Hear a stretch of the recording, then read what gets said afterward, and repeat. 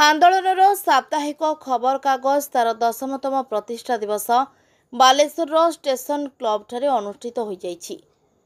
एथिरे मान्यवर पूर्वतन मंत्री तथा वर्तमान विधायक अश्विनी पात्र और गटेन महांती, ओडिशा खबर कागजर प्रतिष्ठाता लोकनाथ दलई और आंदोलनर साप्ताहिक खबर कागजर प्रतिष्ठाता अजीवन कृष्ण बारिक, बालेश्वर भद्रक समवाय बैंकर प्रेसिडेंट गणेश बाबू मंचासीन थिले। आंदोलन साप्ताहिक खबर कागज रे घटुथिबा घटनावली उपरे अवगत कराइथिले। एही अवसर में युव समाजसेवी और हेल्पिंग सोसाइटी स्वेच्छासेवी संगठन उपसभापति को जीवन संग्राम मिश्र को युव समाजसेवी सम्मान रे संबर्धित करथिले। जीवन संग्राम मिश्र जड़े आदर्श युव समाजसेवी भाव बालेश्वर एवं भद्रक रे से बेस परिचित।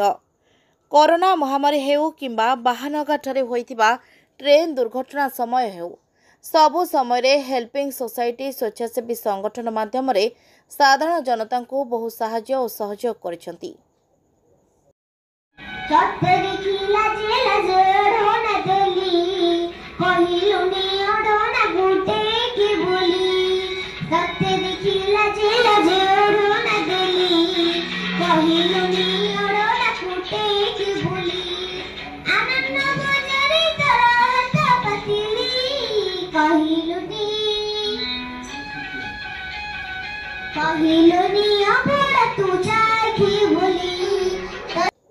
बालेश्वर कल्पना पंडा रिपोर्ट, सूर्यालोक मीडिया।